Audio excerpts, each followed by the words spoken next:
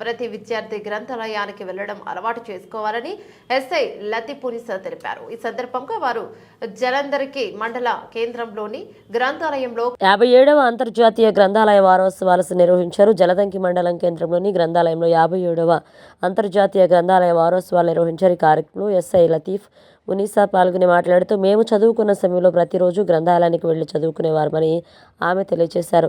ప్రతి ఒక్కరూ కూడా గ్రంథాలయానికి వెళ్లి చదువుకుని జ్ఞానాన్ని పెంచుకోవాలన్నారు ఆమె. అనంతరం గ్రంథాలయ వారోత్సవాల సందర్భంగా నిర్వహించిన ఆటల పోటీలలో గెలుపొందిన విద్యార్థులకు బహుమతులను అందజేశారు. ఈ కార్యక్రమంలో గ్రంథాలయ నిర్వాహకులు విజయలక్ష్మి, సామాజిక కార్యకర్త మాలకొండారెడ్డి, ప్రాథమిక పాఠశాల ఉపాధ్యాయులు, ఇమానియల్ విద్యార్థులు పాల్గొన్నారు.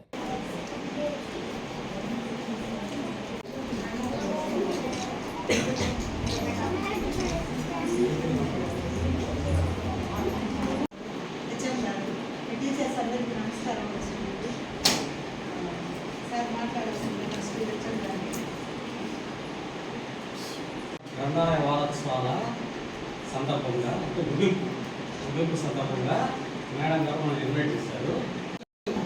దాన్ని వదిలేసి మేము మా చిన్నప్పుడు స్కూల్లో లైబ్రరీ ఉండేది, పోటీ పడేవాళ్ళం లైబ్రరీకి వెళ్ళడం కోసం. వెళ్ళి ఏ మంచి మంచి బుక్స్ ఉంటాయి, ఏ బుక్స్ చదవాలి అని చెప్పి ఎవరు తొందరగా వెళ్తే ఒక మంచి బుక్ వాళ్ళు తీసుకొని సైన్ చేసేసి ఆ గ్రంథాలయంలో ఉన్న లైబ్రరీ టీచర్ని బతిలాడుకునేవాళ్ళు. ఇంటికి తీసుకెళ్తాం మేడం, చదువుకొని తీసుకొస్తామని చెప్పేసి.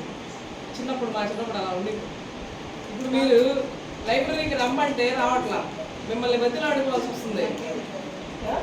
చదివి ఇప్పుడు స్కూల్లో ఏం చెప్తారు మీకు?